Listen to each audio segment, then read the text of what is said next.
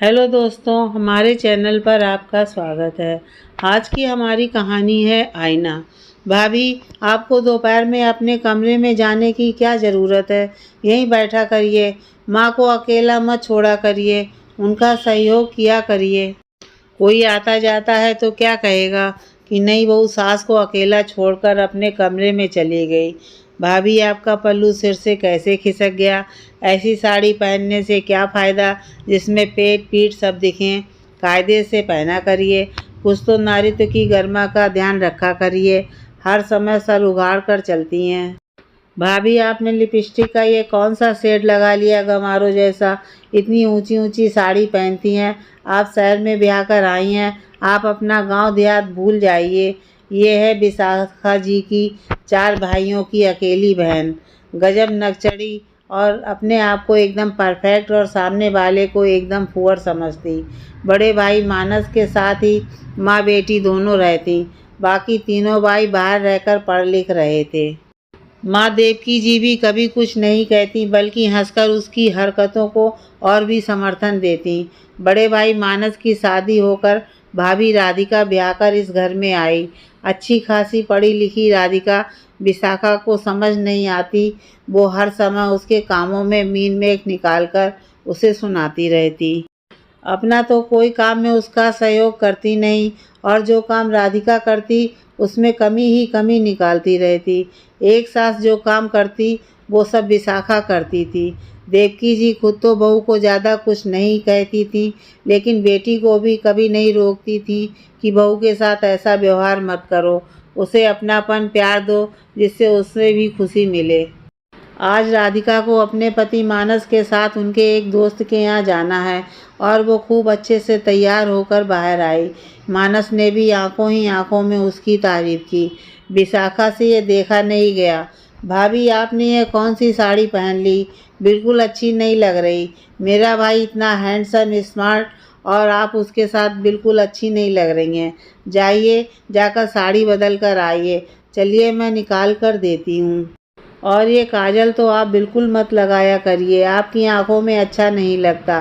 राधिका ने कुछ कहना चाहा तो मानस ने इशारे से चुप रहने को कहा और बोला, साड़ी विशाखा को नहीं पसंद है तो जाकर चेंज कर लो, उसमें कितना समय लगेगा। भाई लोग भी विशाखा की बात नहीं काटते, लेकिन राधिका को बहुत बुरा लगा कि वो कितने मन से अपने पसंद की गुलाबी रंग की साड़ी पहन कर आई थी। आंखों में काजल लगाना तो उसे हमेशा से बहुत पसंद था। सब कहते भी थे उसकी आंखों में काजल बहुत अच्छा लगता है, और किसी को ना भी अच्छा लगे तो क्या, उसे भी तो पता है कि उसके ऊपर क्या सूट करता है क्या नहीं। क्या हर चीज़ ननद जी ही डिसाइड करेंगी? राधिका का मन बहुत खराब हो गया। उसकी हर चीज़ में विशाखा का दखल जरूरी था। ऐसा लगता जैसे वो जानबूझकर ही उसके पीछे पड़ी रहती, लेकिन अपनी किसी चीज़ में उसे बिल्कुल भी दखलंदाजी पसंद नहीं थी। विशाखा राधिका को एक मिनट चैन से नहीं बैठने देती। राधिका को साड़ी पहनकर काम करने में तकलीफ़ होती तो उसने अपनी सासू माँ से सूट पहनने की इजाज़त मांगी, तो उनके बोलने से पहले ही विशाखा बोल पड़ी, भाभी, शादीशुदा औरतें साड़ी में ही अच्छी लगती हैं, सूट में नहीं। साड़ी पहनकर काम करने की आदत डालिए। राधिका कब कितने बजे अपने कमरे में सोने जाएगी और सुबह कितने बजे उठेगी, वो कब अपने पति के साथ कौन से दोस्त या रिश्तेदार के घर क्या पहनकर जाएगी, यहाँ तक कि उसे मानस के साथ ज़रा देर के लिए अकेला नहीं छोड़ती। ये सारे निर्णय विशाखा ही लेती, और अपना भी ज़रूर साथ में ही जाती। साथ ही साथ अपनी तारीफ भी खुद ही करती जाती। देख लीजिए भाभी, आपकी ननद आपका कितना ख्याल रखती है। किसी की भी ननद अपनी भाभी का इतना ध्यान नहीं रखती। राधिका बेसब्री से इंतज़ार कर रही थी कि विशाखा कब अपने ससुराल जाए और वो अपने घर में अपनी इच्छा अनुसार रहे। जल्दी ही विशाखा के लिए भी रिश्ते देखे जाने लगे। एक दिन सासू माँ राधिका को सुनाने लगी, विशाखा तुम्हारा बहुत ध्यान रखती है, ससुराल चली जाएगी तब तुम्हें पता चलेगा। तुमने अभी औरों के घरों की ननद देखी नहीं है, भाभी का जीना दुश्वार किए रखती हैं। एक हमारी बेटी है, भाभी का हर बात का ध्यान रखती है, एक एक चीज़ पर निगाह रखती है।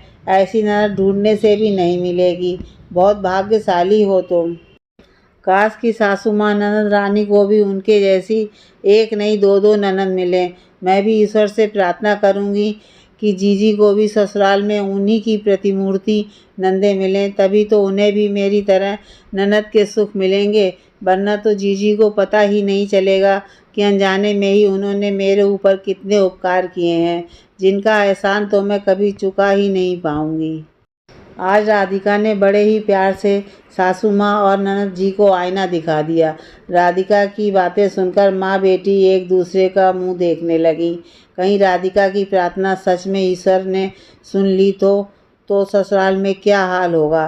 किस्मत से विशाखा को दो दो ननद मिली और वो भी उससे 4 कदम आगे। शुरू में तो विशाखा जब मायके आती तो खूब बड़ा चढ़ाकर सबकी तारीफ करती, लेकिन धीरे धीरे अपने आप ही सब कुछ बताने लगी। एक दिन वो राधिका से बोली, लगता है भाभी आपने बहुत सच्चे मन से ईश्वर से मेरे लिए प्रार्थना की थी, तभी उन्होंने झट से आपकी सुन ली और मुझसे भी 4 हाथ आगे नंदे दे दी, जिन्होंने मुझे एहसास करवा दिया कभी किसी का दिल इतना भी मत दुखाओ कि ईश्वर के सामने उसके मन से अनजाने में ही आपके लिए बद्दुआ निकल जाए। मुझे अपनी गलती पता चल गई है। मैंने ज़रूरत से ज़्यादा आपको परेशान किया, इसलिए अब भुगत रही हूँ। हो सके तो मुझे माफ़ कर दें। अरे नहीं जीजी, वो तो मैंने ऐसे ही मजाक में कह दिया था। आपने सुना होगा, दिन भर में एक बार इंसान की ज़बान पर माँ सरस्वती विराजमान होती हैं और वो जो बोलता है वो सच हो जाता है। और आपकी ज़बान पर उस समय माँ सरस्वती विराजमान थीं, इसलिए आपने जो भी मेरे लिए कहा वो सच हो गया और मुझे अपनी गलती का एहसास भी हो गया। राधिका विशाखा की बातें सुनकर सोचने लगी, चलिए ससुराल जाकर आपको पता तो चला, जब ऐसी ननद मिल जाए तो बहू का ससुराल में जीना दुश्वार हो जाता है और जाने अनजाने मन से ऐसी बद्दुआ निकल ही जाती है।